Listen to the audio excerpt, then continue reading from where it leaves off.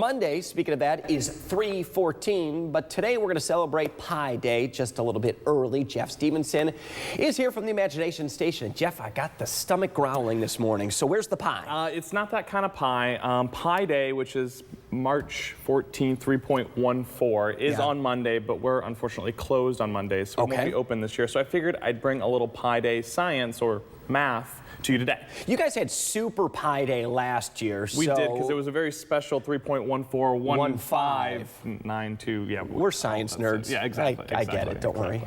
So I was always a little confused in math class because they talk about pi and they have this formula that's on the board, circumference over diameter. What does that mean? Why do I care about pi? So I kind of made this little setup here to maybe give an easy explanation as to what it means. So this is a 1 foot diameter circle. Okay. Okay. And I'm going to just place it so this little point, it might be a little bit hard for you to see, but they can see it perfectly at home, Chris. Good. Is right there. And then I need your help. Can you take this and we're going to roll it down here? Because I'm curious, if I have a 1 foot tire, how long does it, how many feet does it roll? Right. If I did one rotation. Okay. That's what we're going to try May to I see. roll it? Yes. Just try not to, we're going to try to do it just perfectly. So that's half a rotation. Oh, see, I messed it up. Here, we'll do it again. We'll do it again. All right, we're going to do it very carefully. So it's half a rotation.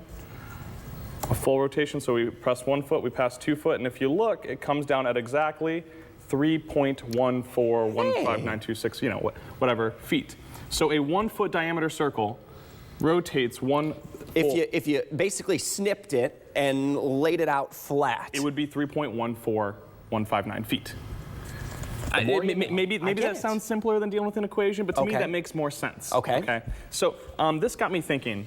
Why do I care about this in my everyday life? Well, obviously, manhole covers, right? I know you probably stay up late at night thinking about why are manhole covers round? Because they could have made them square. They could have. Right, or triangle. You're telling me there's science behind this. There's a science behind it, right? All right, so why don't they make triangle manhole covers? This would take less material. Do you guys not stay up late at night thinking about? I don't think so. Okay, all right, so well I did, and so I 3D printed a few different things so that we could do a little experiment with it. So I made some round manhole cover type things, and what happens is if I set this lever and you take that end and I'll take this end, we kind of have to do it slowly because the acceleration will throw it off, but do you see how this stays nice and level?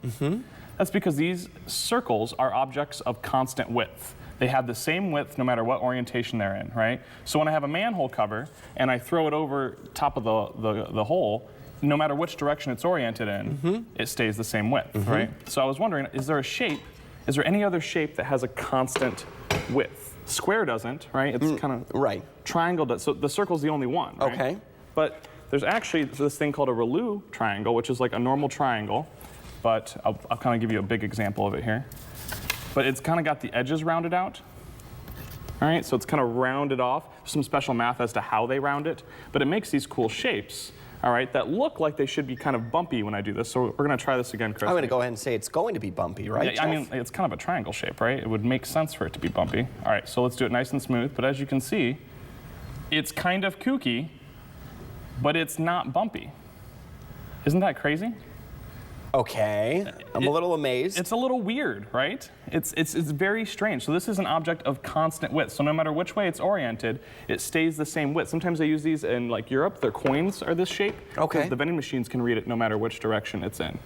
I know, super crazy, right? This math is everywhere. So, of course, we didn't stop there. We took these and we decided to make them three-dimensional on our 3D printer. So we made a three-dimensional one right here, which is this weird shape. So if I took a circle and I made it three-dimensional, we'd get a sphere or like a ball. So this is going to act almost like a sphere. Okay. So I'm going to scooch this over. All right, and you have a few of them in that bowl there. So I want you to just kind of lay them out on the table here. I'm going to put just in any orientation, too, it doesn't really matter. Okay. That's good. All right, we're going to set this on top, and if you take that glass right there, set it on top. Okay. I don't want to spill a drop. Oh, don't worry. Why don't you hold on to the stem? Okay. All right, and we're just going to kind of move it around. And do you see how it stays level? Even though they're this really weird, kooky shape, this kind of three-dimensional Relu triangle ends up acting just like it's a sphere or a ball. So this is kind of like the weird stuff you can do with math, right? Like, who would have thought that there's a shape that acts like a circle that isn't a circle?